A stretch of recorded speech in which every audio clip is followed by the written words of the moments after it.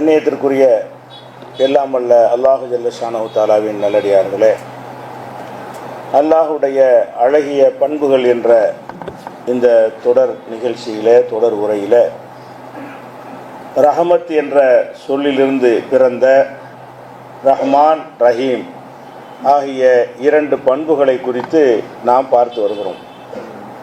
அதாவது அளவற்ற அருளாளன், நிகரற்ற அன்புடையவன் என்ற இந்த பண்புகள் அல்லாஹ்வுக்கு சொந்தமாக இருக்கின்றன.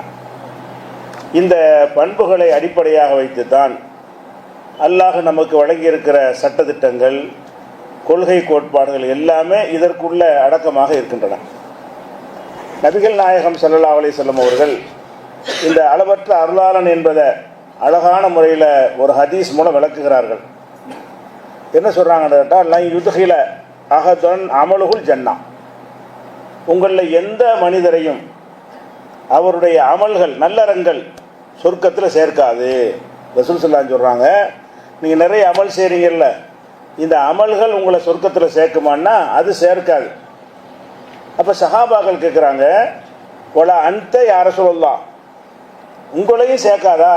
உங்களுடைய நல்லவங்கள் கூட, நீங்கள் அல்லாஹ்வுடைய தூதராக இருக்கிறீங்க, நீங்களுமா உங்களுக்கும் அல்லாஹ்வுடைய உங்களுடைய அமலை கொண்டு சொர்க்கத்துக்கு போக முடியாதா கேட்கும் பொழுது, அப்போ ரசூல் சொல்கிறாங்க, எல்லா எனக்கும் தான், நான் அல்லாஹ்வுடைய ரசூலாக இருந்தாலும் எனக்கு சொர்க்கத்தில் போக முடியாது. நான் செய்கிற அமல்களுக்கு சொர்க்கம் கிடைக்குமான்னா கிடைக்காது. வேற எப்படி சொர்க்கத்துக்கு நம்ம எல்லாரும் போகிறோம் என்று சொன்னால், இல்லா தகம்மதனி அல்லாஹு பி ஃபضலின் வ ரஹ்மா, அல்லாஹ் தன்னுடைய பேரருளால் என்னை போர்த்தி கொண்டாலே தவிர நானும் சொர்க்கம் போக முடியாது. சொர்க்கம் போகிற அளவுக்கு நம்ம என்ன செஞ்சிட்டோம் என்று ரசூல் ஸல்லல்லாஹு அலைஹி வஸல்லம் சொல்கிறாங்க.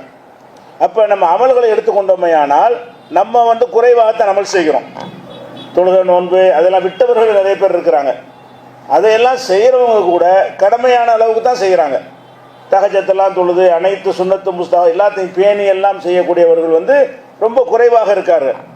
ஜக்காத்துக்கிற கணக்கு பண்ணி கொடுக்கக்கூடியவர்களாக இருப்பாங்களே தவிர அள்ளி அள்ளி வழங்குறவங்க ரொம்ப குறைவாகத்தான் இருப்பார்கள். நம்மளை விட்டுருவோம். நபிகள் நாயகம் ஸல்லல்லாஹு அலைஹி வஸல்லம் அவர்கள் தொழுதார்கள்னா எப்படி தொழுதாங்க? இரவுலேருந்து சுபஹ் வரைக்கும்லாம் தொழுதுருக்கிறாங்க. தூக்கமே ரொம்ப குறைவு. அப்போ எப்போ பார்த்தாலும் தொழுது கொண்டே இருக்கக்கூடிய ஒரு நிலையில் அவங்களுடைய வரலாறை நம்ம பார்க்குறோம். அவ்வளவு தொழுதும் கூட அது சொர்க்கத்தில் சேர்க்காதுங்கிறாங்க. இதுக்கெல்லாம் சொர்க்கம் கிடைக்காது. நோன்பை வைத்து கொண்டால் நமக்கு ரமலானில் நோன்பு வைக்கிறோம். ரசூல் ஸல்லல்லாஹு அலைஹி வஸல்லம் அவர்கள் சவுமுல் விசால் கண்டினியூவாக நோன்பு வைப்பாங்க. கண்டினியூ நோம்புனா என்னன்னு கேட்டால், இரவு பகல் 24 மணி நேரம் நோன்பு. நமக்கெல்லாம் சூரியன் மறைந்த உடனே நோன்பு திறந்து ஆகணும். ரசூல் ஸல்லல்லாஹு அலைஹி வஸல்லம் என்ன செய்வாங்கன்னா, சில நாட்களில் ஒரு வாரம் 10 நாள் நோன்பா இருப்பாங்க. நோன்புன்னா 24 மணி நேரமும், ஒரு நாள் 2 நாள் 3 நாள் 4 நாள் நோன்பு வச்சுட்டே இருப்பாங்க. பகல்லையும் சாப்பிட மாட்டாங்க, இரவுலையும் சாப்பிட மாட்டாங்க. அப்போ சஹாபாக்கள்லாம் கேட்பாங்க, இப்படி நாங்களும் வைக்கலாமா? நீங்கள் வைக்கக்கூடாது, எனக்கு இறைவன் அந்த ஆற்றலை தந்திருக்கிறான்னு சொல்லி வைப்பார்கள். அப்போ இந்த நோன்பு என்பது இவ்வளவு பெரிய கஷ்டம், அல்லாஹ்வுக்காக வேண்டிய சிரமங்களை தாங்கி கொண்டு ரசூல் ஸல்லல்லாஹு அலைஹி வஸல்லம் செய்கிறாங்களே, இதுக்கு சொர்க்கம் கிடைக்க மாட்டேன், இது கூட கிடைக்காது. நம்ம அவளை விட்டுருவோம். அல்லாஹ்வுடைய ரசூல் அவர்களுடைய செயலை பார்த்தா இதுக்கெல்லாம் சொர்க்கம் கிடைச்சிடணும் போல நமக்கு தெரிகிறது. ஆனால் ரசூல் ஸல்லல்லாஹு அலைஹி வஸல்லம் சொல்கிறாங்க, இதுக்கெல்லாம் கிடைக்காது. இதெல்லாம் நன்றி செலுத்துவதற்கு நம்ம செஞ்சுக்கிறோமே தவிர அவனுடைய கருணையால் மட்டும்தான் சொர்க்கம் கிடைக்கிறது.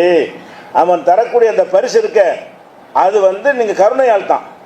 நீங்கள் செய்கிற வணக்கத்துக்கெல்லாம் துன்யாவில் எல்லாம் தந்துட்டானே. நீங்கள் செய்கிற வணக்கம் செய்கிறீங்கன்னா, சாப்பிட்றீங்கல்ல, அதுக்கு வணக்கத்துக்கு சரியாக போச்சு. குடிக்கிறீங்கல்ல, அதுக்கு நீங்கள் செய்கிற வணக்கத்துக்கு சரியாக போச்சு. ஆடை அணியிறீங்கல்ல, அதுக்கு நீங்கள் செய்கிற நோம்புக்கு சரியாக போச்சு. இங்கே துன்யாவில் நீங்கள் எவ்வளோ அமல் செஞ்சாலும் அதற்கான கூலி அதுக்கு முன்னாடி நீங்கள் துன்யாவில் அனுபவிச்சிடுறீங்க. எல்லாமே நல்லா கொடுத்து போடுறான். அப்போ எவ்வளவு நீங்கள் அமல் செஞ்சாலும் சரி, இதுக்கு ஏப்போ உனக்கு சொர்க்கம் தரணும்? நான் தந்த உடம்பை கூட தானே தொழுதுருக்கிறேன். நான் உனக்கு 24 மணி நேரத்தை கொடுத்தா அதில் ஒரு அரை மணி நேரத்தை எனக்கு கொடுத்துருக்குறேன். உனக்கு முழு வாழ்நாளை கொடுத்தா 1 மாதம் நோன்பு வச்சேங்கிற, இதுக்கு எப்படி தரணும் என்று அல்லாஹ் கேட்குற அளவுக்கு தான் நம்முடைய அமல்கள்லாம் இருக்கிறது. அப்போ அதுதான் ரசூலுல்லாஹ் சொல்கிறாங்க, என்னுடைய அமல்லாம் கணக்கு பார்த்து இவர் நிறைய அமல் செய்து விட்டார், சொர்க்கம் கொடுக்கணும்னு ஒரு வாதம் பண்ண முடியுமான்னா முடியாது. எல்லாத்தையும் வைத்து கொண்டு அல்லாஹ் என்ன செய்வான்? கருணையை பொழிகிறான். என் கருணையால் தான் உனக்கு சொர்க்கம், உன்னுடைய அமலால் சொர்க்கம் இல்லை. அப்போ அல்லாஹ் நமக்கு சொர்க்கத்தை தருவதை அவனுடைய கருணைக்கு, அளவற்ற அருளாளன், நிகரற்ற அன்புடையவன் என்பதற்கு ஒரு ஆதாரமாக இருக்கிறது. உதாரணமாக எடுத்துக்கொண்டோமே ஆனால், நம்மிடத்தில் ஒரு வேலை செய்கிறார். ஒரு பொருளை வந்து இந்த பொருளை கொண்டு அங்கே வச்சுட்டு வாங்குகிறோம். ஒரு 100 கிலோ பொருளை கொண்டே வைத்துட்டு வா, அதுக்கு ஏதோ ஒரு 50 ரூபா 100 ரூபா கூலி கொடுக்குறோம், ஒரு வேலைக்கு வேண்டி கொடுக்குறோம். நம்முடைய குழந்தை, சின்ன குழந்தை இருக்குது, அதுக்கு நம்ம கூலி கொடுப்போம். எப்படி கொடுப்போம்? அந்த பேனாவை எடுப்போம், எடுத்த 100 ரூபா கொடுப்போம். எதுக்கு வேண்டி? நம்ம புள்ள அந்த சொல்ல கேட்டுச்சுங்கிறதுக்காக கொடுப்போமே தவிர கீழே விழுந்த பேனாவை எடுத்துறதுக்காக 100 ரூபா. ஏதாவது ஒரு சொல்ல கேட்டுச்சுன்னா உனக்கு 1000 ரூபாய்க்கு ஜாமான் வாங்கி கொடுப்போம். அந்த குழந்தைகள் வந்து நீ இதை செய்தால் உனக்கு அந்த ஜாமான் வாங்கி தருவேன், இந்த ஜாமான் வாங்கி தருவேங்கிறோம். அது அந்த செயலுக்கான கூலியா கருணையா? செயலுக்கான கூலி இல்லை. நீங்கள் அந்த குழந்தைகள் செய்கிற செயலுக்கு கொடுக்குற மாதிரி இருந்தால் அதே மாதிரி ஊழியருக்கும் கொடுக்கணுமே. உங்கள்கிட்ட வேலை செய்கிற ஊழியர் வந்து அதை விட 100 மடங்கு வேலை செய்கிறாரு, அது கணக்கு பார்த்து சம்பளம் கொடுக்குறீங்க. உங்கள் பிள்ளைங்கும் போது சின்ன குழந்தையாக இருக்குது, அது நம்ம சொன்னதுக்காக செய்யுதுங்கிறதுக்காக கொடுக்குறமே தவிர அந்த செயலுக்கு கணக்குப்பட்டதை கொடுக்க முடியுமா? சில நேரத்தில் குழந்தைக்கு ஒரு ஆர்வம் மூட்டும், இது செஞ்சின்னு சொன்னால் உனக்கு 2 வீலர் வாங்கி தர்றேன். 2 வீலர் வாங்குறதுக்கு என்ன செஞ்சுட்டார் அவர்? 2 வீலர் வாங்கி தர்றேன். 50,000 ரூபா, 1 லட்சம் எவ்வளோ ரூபா இருக்குமா இல்லையா? அவ்வளோக்கு வேலை செஞ்சிருப்பான்னு செஞ்சிருக்க மாட்டான். சின்ன ஒரு வேலை, நான் சொன்ன இந்த வேலையை செஞ்சதுக்காக வேண்டி ஒரு 1000 ரூபா தரலாம், கூலின்னு கணக்கு பண்ணான். ஒரு 500 ரூபா கொடுக்கலாம், 2000 ரூபா கொடுக்கலாம். உனக்கு 50 ரூபாய்க்கு வாங்கி தரான். அது என்னது? கருணையிலும் தர்றாரு. பெத்தவனாச்சே, நம்ம தம்ம பிள்ளையாச்சேங்கிற கருணைக்காகத்தான் ஒரு தகப்பன் தர்றானே தவிர இதே வேலையை வேற ஒருத்தன் செஞ்சா கொடுப்பானா? ஒரு வேலையை செஞ்சுட்டு வந்த உடனே உனக்கு இருசக்கர வாகனம் வாங்கி தர்றேன், காரை வாங்கி கொடுக்குற எத்தனை பெற்றோர் வசதி இருந்தா ஒரு காரியத்தை செஞ்சா, நான் சொன்னபடி நீ வந்து மார்க் எடுத்தா ஏனால் உனக்கு கார் வாங்கி தருவேன். கார் வாங்குறது இதே மாதிரி எல்லாரும் கொடுப்பானா? கொடுக்க மாட்டான். அப்போ நம்ம உலகத்தில் நம்ம பார்க்கிறோம், நம்ம அன்பு வைத்து விட்டோம் என்று சொன்னால் கணக்கு பார்த்து கொடுக்கறது, அன்புக்கு தான் கொடுக்குறோம். எவ்வளோ வேலை இந்த புள்ள வந்து இப்போ எடுக்கிறதுக்கு எவ்வளோ கொடுக்கலாம், எத்தனை நிமிஷத்துக்கு ஆகுது, அத்தனை நிமிஷத்துக்கு என்ன வேலை கொடுக்கலாம்னு சொன்னால் ஒரு 50 காசுக்கு ஒரு மிட்டாய் கொடுக்கலாம் ஒரு குழந்தைக்கு. அதுக்கு நம்ம என்ன செய்யணும்? 1000 ரூபாய் ஜாமான் கூட கொடுக்குறோம். ஏன்? அந்த வேலைக்காக வேண்டி இல்லை, அன்புக்காக வேண்டி. அது செஞ்ச வேலைக்காக கொடுக்குறோம். நம்முடைய அடியான் வந்து நம்ம சொல்ல கேட்குறானேங்கிற ஒரு அன்புல அல்லாஹ் தர்றானே தவிர கணக்கு பார்த்து தருவது இல்லை. இதைத்தான் ரசூலுல்லாஹ் சொல்கிறாங்க, உங்களில் யாரும் சொர்க்கத்துக்கு போனால், நான் உள்பட சொர்க்கத்துக்கு போவதா இருந்தாலும் சொர்க்கம்னு தீர்ப்பளித்தால் நல்ல அமல் செஞ்சு சொர்க்கத்துக்கு போயிட்டோம் நினச்சிடாதீங்க. இந்த அமல் செய்வதெல்லாம் ஃபார்மாலிட்டிக்கு தான். அதெல்லாம் செய்வதன் மூலமாக அவனுக்கு நான் கட்டுப்படுறேன்னு காட்டுறீங்க, அதனால உங்களுக்கு அன்பு செலுத்தலாம். அதனால் அன்பு செலுத்தி நீங்கள் செஞ்ச செயலுக்கு கணக்கு போடாமல் அவனுடைய தகுதிக்கு தகுந்தவாறு தர்றான். அவனுக்குன்னு ஒரு தகுதி இருக்கா இல்லையா? ஒரு சில ஆட்கள் வந்து ஒரு அந்தஸ்தான ஆட்களாக இருப்பாங்க, அவங்க அந்தஸ்துக்கு தகுந்த மாதிரி தான் கொடுப்பாங்க. இதை கேட்டு வந்தீங்கன்னு வைங்களேன், சில பேர் 5 ரூபா கொடுப்பான், 10 ரூபா கொடுப்பான். பல பெரிய கோடான அதிபராக இருக்கான், அவன்கிட்ட ஒரு ரங்கடைக்கு போகிறாங்க, 2 ரூபா எழுதிக்கமான், வெறும் 2 ரூபாய் சொல்கிறேன் அப்படி சொல்லுவான். நாம நம்ம தகுதிக்கு 2 ரூபாய் எழுதலாமா? ஒரு 2 லட்சம் எழுதிக்கிறேன்னு சொல்லலாம், ஒரு 20,000 எழுதிக்க, அவன் தகுதிக்கு தகுந்த மாதிரி. அப்போ அவன் தகுதிக்கு தகுந்த மாதிரி தான் கொடுப்பானே தவிர அவன் வந்து என்ன செய்ய மாட்டான், கேட்குற அந்த ஆளை பார்த்து கொடுக்க மாட்டான். அப்போ அல்லாஹ் ரப்புல் ஆலமீன் என்ன செய்கிறான்னு கேட்டால், நான் அன்பு செலுத்திட்டேன், நீ என்ன செஞ்சேன்னு பார்த்து நான் தரமாட்டேன். என்னுடைய கெப்பாசிட்டி என்ன, என்னுடைய கருணுடைய அளவு என்ன, அளவற்ற அருள், என்னுடைய அருளுக்கு தகுந்தவாறு உனக்கு தருவேன் என்று தான் சொர்க்கத்தை தருகிறான். இது ரசூல் ஸல்லல்லாஹு அலைஹி வஸல்லம் அவர்கள் இந்த ஹதீஸின் மூலமாக நமக்கு என்ன சொல்ல வர்றாங்கன்னு கேட்டால், அல்லாஹ் வந்து அர்-ரஹ்மான், அளவற்ற அருளாளன். நீங்கள் உங்களுக்கு சொர்க்கத்தை தருவது என்பது உங்கள் அமல்களுக்கு, அதுக்கு அமலை விட்டுங்கிற அர்த்தம் கிடையாது.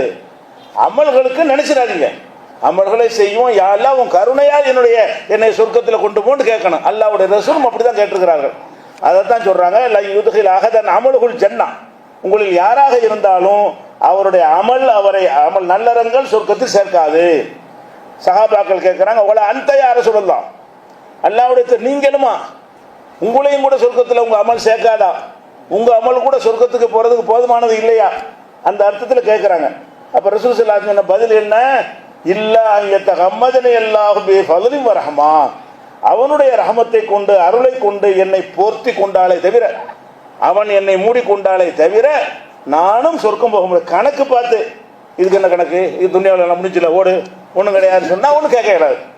ரசூல் ஸல்லல்லாஹு அலைஹி வஸல்லம் அம்புடமனையும் பார்த்துவிட்டு இவ்வளோ செஞ்சிருக்கிறீங்கள, இதை விட பெரிய மரியாதை அந்தஸ்தெல்லாம் துன்யாவில் ஒன்று கொடுத்தன்ல, எல்லாம் கணக்கு நேரு என்று அல்லாஹ் சொல்லிவிட்டால் கிளைம் பண்ண இயலாது.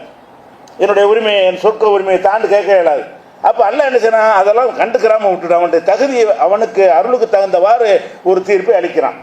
இது சொல்லிட்டு என்ன செய்யறாங்கன்னா, ஃபஸத்திது வகாரிபு, எனவே உங்க அமலுக்கு கிடைக்காதுன்னு தெரியும் பொழுது நீங்கள் பாட்டுக்கு அல்லாவுக்கு அர்ப்பணிக்கிறேன்ட்டு பள்ளியாசல் உட்காந்து கிடக்காதீங்க. ரசூலுல்லாஹ் சொல்கிறாங்க, இப்போ சத்திது நடுத்தரமாக செயல்படுங்க. ரொம்ப ஓவர் அல்லாவுக்குன்னு எல்லாத்தையும் அர்ப்பணிச்சு விட்டேன், 6 மாதம் ஒரு ஊராக போகிறேன், 2 வருஷத்துக்கு 7 சில்லா போகிறேன், இதெல்லாம் செய்யாதீங்க. இதுக்கு கிடைக்க போகுது, அவன் கருணையால் உனக்கு கிடைக்க போகுது. சொன்னது செஞ்சுட்டு போ. அவன் உனக்கு என்ன கடமையாக்குனானோ அதை செஞ்சுட்டு போனாலே அவன் கருணையை கொண்டு சொர்க்கத்தை தந்து விடுவான். நீ நம்ம நிறைய செஞ்சா கிடைக்கும்னு சொல்லிட்டு மனைவியை பார்க்க மாட்டேன், பிள்ளைய பார்க்க மாட்டேன், தொழிலை பார்க்க மாட்டேன், எதையும் பார்க்க மாட்டேன், அல்லாவுக்கு அர்ப்பணிக்கிறேன், கடையை திறக்க மாட்டேன், காலையில் ராத்திரிக்கு பள்ளியாசல் உட்காந்துருப்பேன், இதெல்லாம் செய்யாதீங்க. ரசூலுல்லாஹ் தான் சொல்கிறாங்க. இதை சொல்வதை எதுக்குன்னு கேட்டால், அமல் என்று இறைவனுக்கு என்று மொத்தமாக மூழ்கி போயிடாதீங்க. அந்த வார்த்தையை சொல்வதற்கு தான் அந்த பீடிகை போடுறாங்க. இதை சொல்லிவிட்டு என்ன செய்கிறாங்கன்னு கேட்டால், ஃபஸத்திது உங்கள் அமலை கொண்டு கிடைக்காதுல்ல, நிதானமாக செய்யுங்க. எல்லாத்தையும் ஓவரா எக்ஸ்ட்ரீமாக போயிடாதீங்க.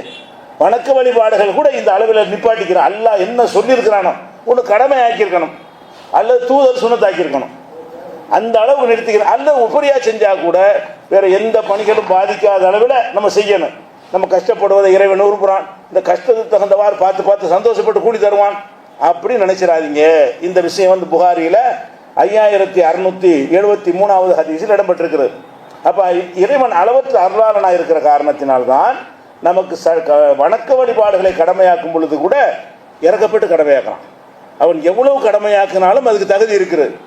24 மணி நேரத்தில் திங்கிறதுக்கு அதுக்கெல்லாம் ஒரு 6 மணி நேரம் வச்சுக்க, மீதி 18 மணி நேரம் எனக்காக கடன் நல்லா சொன்னாலும் தகுதி தான். அது 18 மணி நேரம் எனக்கு பாடுபடணும், 6 மணி நேரம் சோறு திங்கிறது சம்பாதிக்கிறியா அது வச்சுக்க, மீதி எல்லாம் எனக்கு கூட நல்லா கேட்டால் கேள்வி கேட்கலுமா, அதுக்கான தகுதி அவனுக்கு இருக்கத்தானே செய்ய, அவனுக்கு தந்து தானே இருக்கிறான்.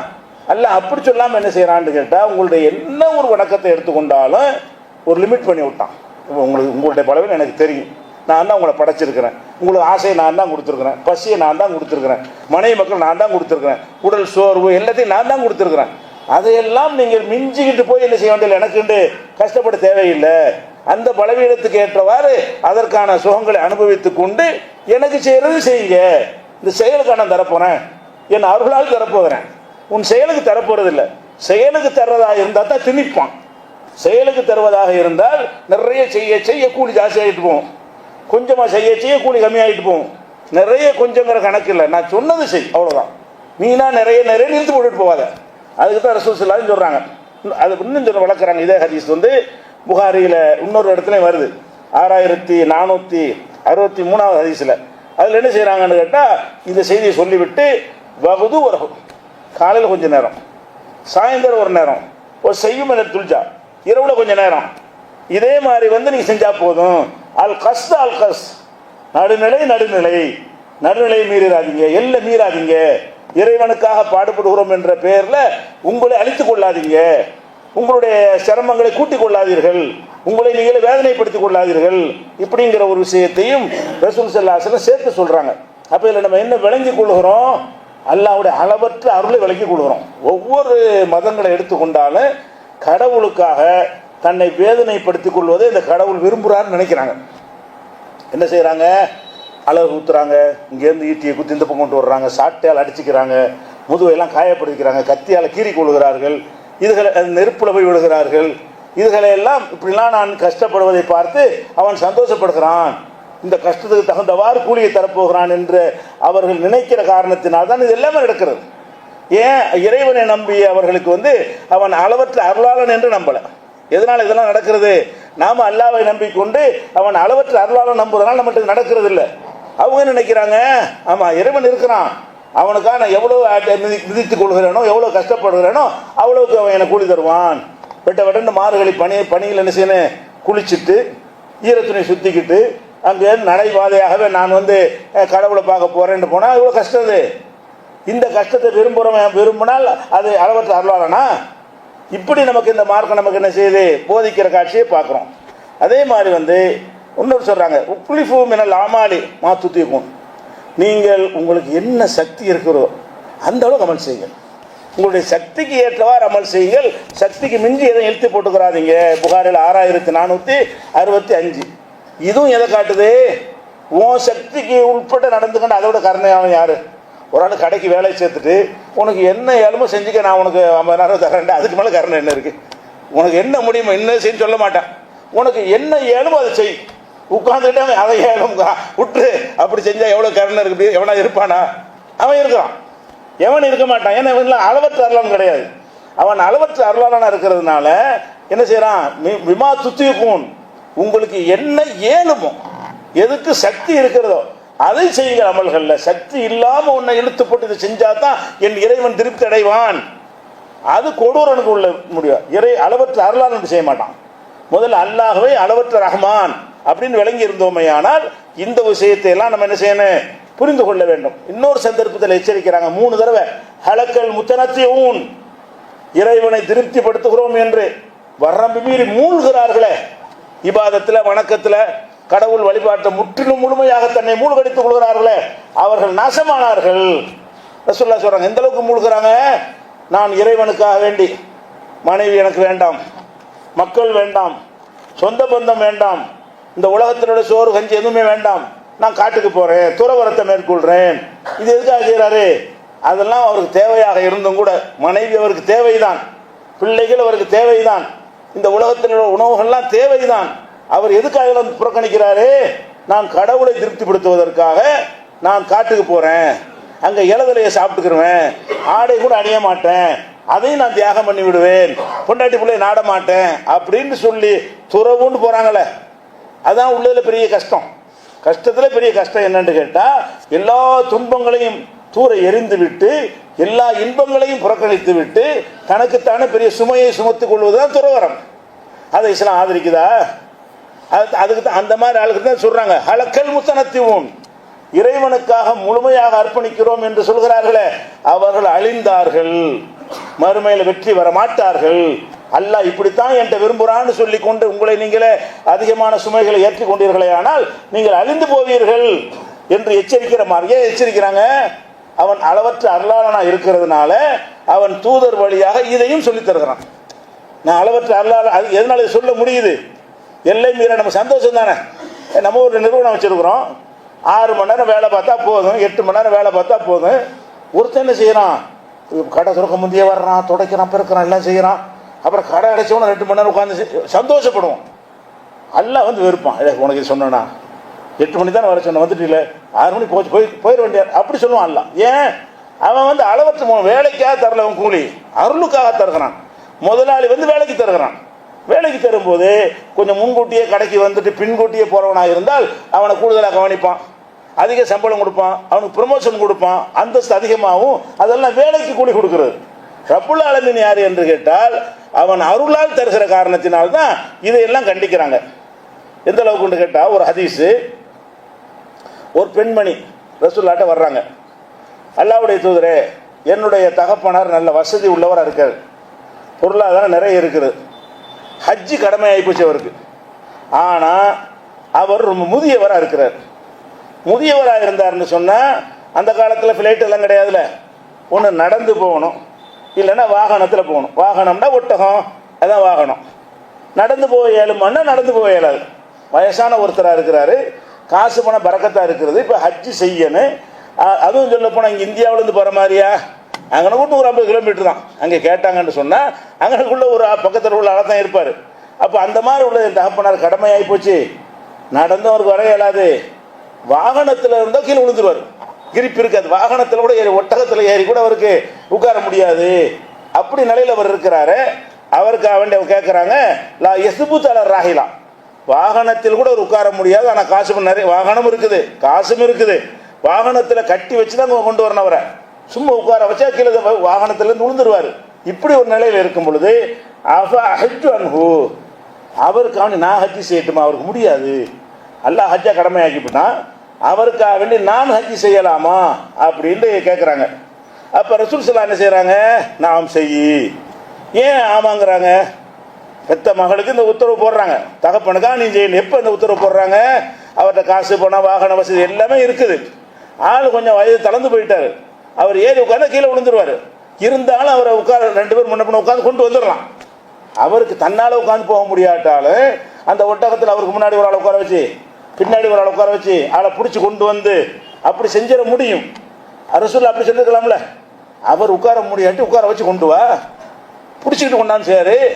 அவருக்கு தவாப் செய்ய முடியாட்டி ஒரு தோளில் தூக்கிட்டு ஒரு சுத்துங்க எல்லாரும், அப்படின்னு சொல்றதுக்கு பதிலாக ரசூல் என்ன செய்கிறாங்க, நீ செஞ்சிக்க, அப்படிலாம் சிரமப்படி செய்ய வேண்டியதில்லை, ஏழலைகளை விட்டு தகப்பனுக்கா நான் இல்லாமல் செஞ்சுட்டு போ அப்படின்னு ரசூல் ஸல்லல்லாஹு சொல்கிறாங்க.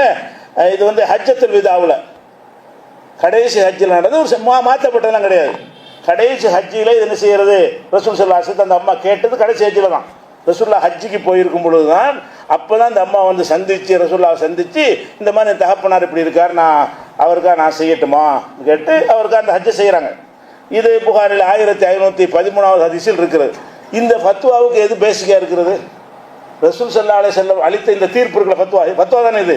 இந்த கேள்விக்கு இந்த ஃபத்வா கொடுக்குறாங்களே, இதுக்கு என்ன பேசிக்கு, அளவற்ற அருளானு தான் பேசிக். ஏன் அப்படி இது மாதிரி சொல்ல முடியுது, இப்போ அவன் கொடுமையானவனா இருந்தால் அம்மாடி தொலைச்சி போடுவான், இப்படியே வந்துரு, அவன் கொடூரமானவனா ஒன்று கணக்கு பார்ப்பான் அப்படின்னு தான் செஞ்சிருக்கணும். அதெல்லாம் நடக்காதுமா, அவர் தான் வந்து ஆகணும், அல்ல அவர் தான் கடமையாக்கிட்ட, எப்படியாச்சும் வர சொல்லு, தூக்கிட்டாது வந்துரு அப்படின்னு சொல்லியிருப்பாங்க. எப்போ அவன் கொடூரமானவனாக இருந்தால், அவன் வந்து உங்களை அமடு கணக்கு பார்த்து கூலி தரவனாக இருந்தால் இப்படி சொல்லியிருக்க மாட்டாங்க. அவரை நீ செஞ்சுட்டு போய் என்னதுனால ஏன் இப்படி சொல்ல முடிஞ்சு, ரசூலோட சொந்த விருப்பமாயுது.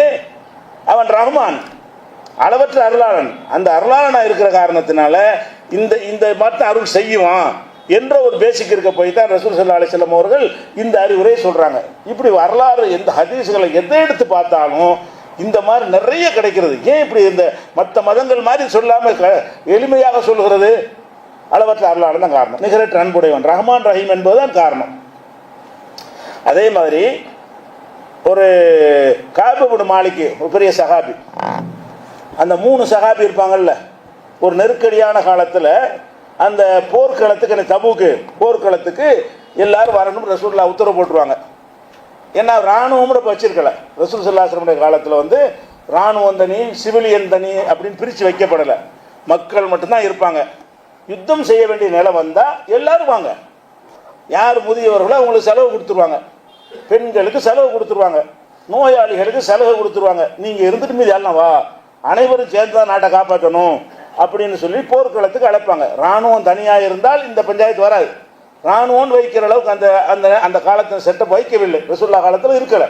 அப்போ என்ன செய்கிறாங்க, இது வந்து பெரிய ஒரு எதிரிகளை சந்திக்க போகிறோம், மற்ற போர் மாதிரிலாம் கிடையாது, விரும்பினா வரலாம் விரும்பாட்டி வர அதெல்லாம் விட மாட்டேன், கம்பல்சரியாக எல்லோரும் வரணும் அப்படின்னு ரசூல் ஸல்லல்லாஹு அலைஹி வஸல்லம் அவங்க உத்தரவு போடுறாங்க.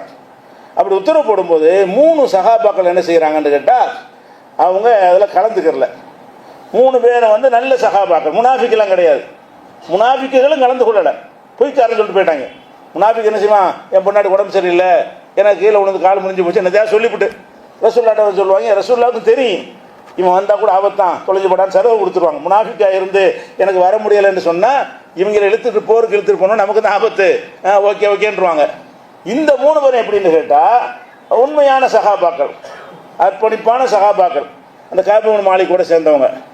அப்போ அவர் என்ன செய்கிறாருன்னா, அவங்க என்ன செய்கிறாங்கன்னா, தூரமாக இருக்குது, ரொம்ப நாள் போய் சேருவாங்க, நம்மக்கிட்ட விரைவான வாகனம்லாம் இருக்குது, ரசூலுல்லாஹ் போகட்டும், நம்ம மின்னல் மாதிரி போய் சேர்ந்துக்கிறோம், நாளைக்கு போகணும் போகத்தான் இருக்கிறாங்க. போகணும்னு நினைத்து கொண்டிருந்தவர்கள் அவங்களுக்கு பேரிச்சம்பழம்லாம் காய்த்து கூட வசதியான ஆட்களாக இருக்கிறாங்க.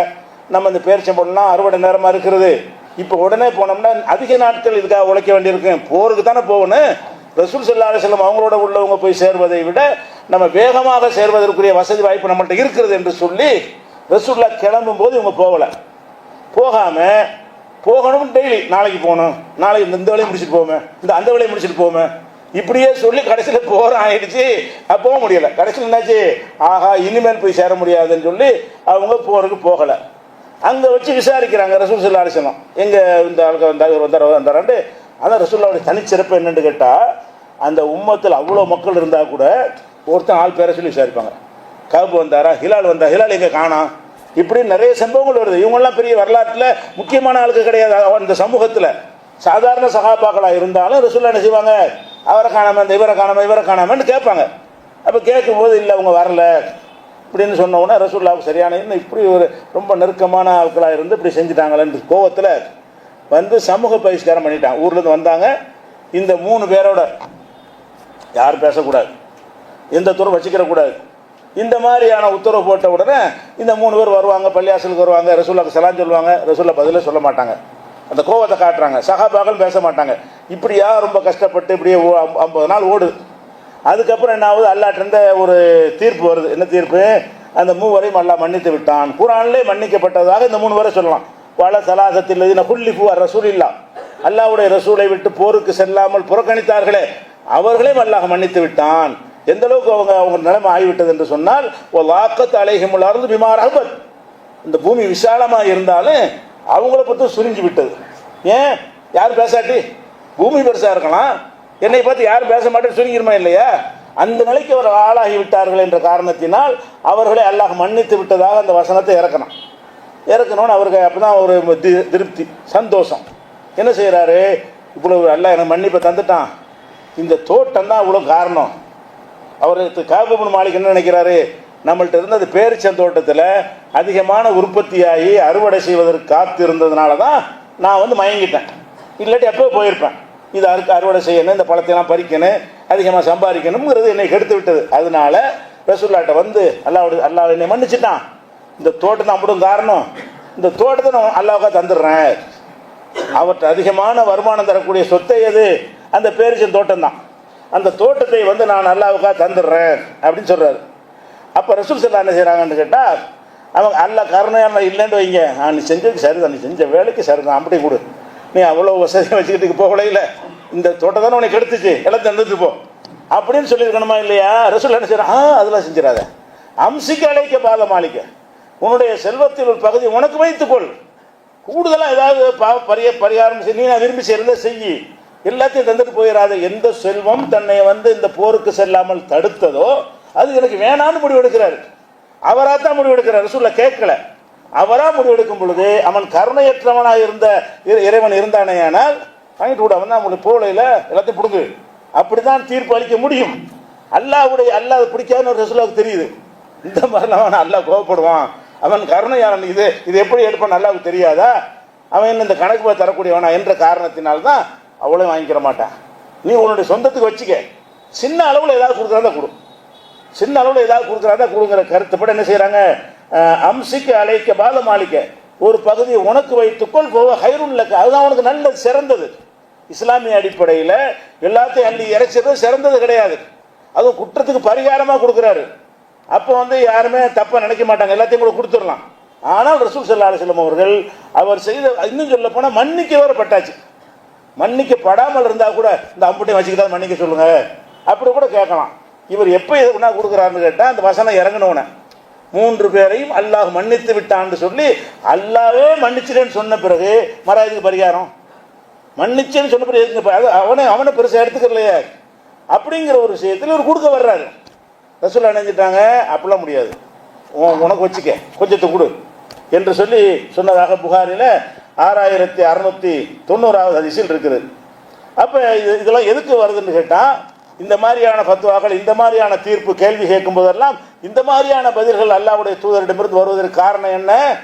இந்த அளவற்ற அருளாளன் என்பது அப்படி ஆழமாக பதிய வைக்கப்பட்டிருக்கிறது. அவன் கருணையில் மிக்கவன், அந்த கருணை மிக்கவன் சொல்கிற ஃபத்வா என்னவாக இருக்குமோ அப்படி தான் ஃபத்வா இருக்கணும் என்ற வகையில் இதை சொன்னதை இதெல்லாம் கருணையை காட்டு, சும்மா ஹதீஸ் மாதிரி படிச்சுட்டு போயிடக்கூடாது. இதுக்கு பின்னாடி எல்லாம் நாம் எந்த இறைவனை ஏற்றுக்கொண்டிருக்கிறோமோ அவன் எவ்வளவு கருணை உள்ளவனாக இருக்கிறான், அன்புள்ளவனாக இருக்கிறான், இரக்கமுள்ளவனாக இருக்கிறான் என்பதை இது காட்டுகிறது. இன்னும் சொல்ல போனால் அந்த காலத்தில் காபாவை தவாப் செய்ய வருவாங்க. தவாப் செய்ய வரும் பொழுது அவர் தகுந்த மாதிரி நேர்ச்சி பண்ணிக்கிறார். எப்படி முக்கியமாக நேர்ச்சி பண்ணுவாங்கன்னு கேட்டால், எங்களை முழுசாக அர்ப்பணிக்கிறவங்களுக்காக வேண்டி ஆடு மாடு மாதிரி மூக்கணாங்கயிறு போட்டு ஒரு ஆள் என்னை இழுத்துக்கிட்டு போகிறதுக்கு, ஒரு ஆள் இழுத்துக்கிட்டு வர்ற மாதிரி நான் தவாப் செய்வேன். அவர் சுயமாக செய்ய மாட்டார், மூக்கணாங்கயிறு போட்டு கைத்தை போட்டு இழுத்து ஒரு ஆள் இழுத்துட்டே போவார். இப்படி காபாவை தவாப் செய்வது ஒரு சிறந்த வணக்கம். அவனாக செய்வதை விட தன்னுடைய அறிவு எல்லாத்தையும் அல்லாஹ்வுக்கு அர்ப்பணித்து விட்டு, நான் ஆடு மாடு ரேஞ்சுக்கு வந்துடுவேன், என்னை யாராவது இழுத்துக்கிட்டு போய் என்னை சுற்றி தவாப் செய்யட்டும்னு சொல்லி இறைவனுக்காக பெரிய தியாகம் செய்கிறார். நானாக கூட செய்ய மாட்டேன், என்னை கழுத குதிரை மாதிரி இழுத்துட்டு போங்க அப்படிங்கிற மாதிரி தவாப் செய்யக்கூடிய ஒரு வழக்கம் இருந்தது. ரசூல் ஸல்லல்லாஹு அலைஹி வஸல்லம் செய்கிறாங்க, அவங்க தவாப் செய்ய போகும்போது இப்படி கசையும் பார்க்குறாங்க. அந்த இஸ்லாத்துக்கு வந்த பிறகு கூட இது குறிப்பிட்டு தடுக்கப்படாத காரணத்தினால் முஸ்லீம்களே இப்படி செய்கிறாங்க. ஏன் தடுக்கலையில் ஒன்னொன்னையும் தடுத்து மாற்றிக்கிடுவாங்க. அப்போ ரசூல் ஸல்லல்லாஹு அலைஹி வஸல்லம் தவாப் செஞ்சுட்டு இருக்கும்போது பார்த்தா மூக்கணாங்கயிறு கட்டப்பட்டு இழுத்துக்கிட்டு ஒரு ஆள் இழுத்துக்கிட்டு போகிறாரு, ஒரு ஆள் பின்னாடியே போகிறாரு. என்னடா தவாப் செய்ய அப்படி தான் தவாப் செய்கிறாராம். முதல்ல அவங்கள வெட்டி விட்றாங்க அந்த கைத்தை, இந்த கைத்தை போட்டு கட்டி இருக்கல வெட்டி விட்டுட்டு நீ தனியாக செய், நீ தனியாக செய், என்ன இழுத்துட்டு போகிற அப்படின்னு அதை கண்டிக்கிறாங்க. ஏன் இது செய்கிறாங்க? ஒரு மனிதன் தன்னை முழுசாக அர்ப்பணித்து என்னுடைய உணர்வு அறிவு எல்லாத்தையும் இறைவனுக்காக அர்ப்பணிக்கிறேன், நான் ஆடு மாடு மாதிரி இந்த வேதனை மூக்க நாங்கள் இது மாதிரி போட்ட இவ்வளோ வேதனையாக இருக்குது, அந்த வேதனையை தாங்கி கொண்டு நான் தவாப் செய்கிறேன்னு சொன்னால் இது இறைவன் விரும்பத்தானே செய்யணும். கருணை இல்லாட்டி கணக்கு பார்த்து செய்கிற இறைவனாக இருந்தால் இதை விரும்பணும். இன்னும் 10 இன்னும் நல்லா இன்னும் கொஞ்சம் ஆடிவாங்க அப்படி சொல்லணும். ஆனால் அல்லாஹ் என்ன செய்யறான்? இது தப்பு, இப்படி உருவாக்குவதற்கு நான் அளவற்ற அருள் அதை மனசில் வச்சுக்க. ஒவ்வொரு வினாடியும் ஒவ்வொரு அமல்களை செய்யும் பொழுதும் அவன் அளவற்ற அருளாளன் என்பது மனசில் வச்சுக்கின்ற காரணத்திற்காகத்தான் இதை செய்கிறாங்க. இது புகாரியில் 6703 ஹதீஸில் இருக்கிறது. இப்படி இறைவன் அளவற்ற அருளாளன் என்பதை காட்டக்கூடிய வகையில் ரசூல் ஸல்லல்லாஹு அலைஹி வஸல்லம் வரலாற்றில் பல சம்பவங்கள் இருக்கின்றன. அவற்றை இன்ஷா அல்லாஹ் மேலும் ஒவ்வொன்றாக அடுத்தடுத்த வாரங்களை பார்ப்போம்.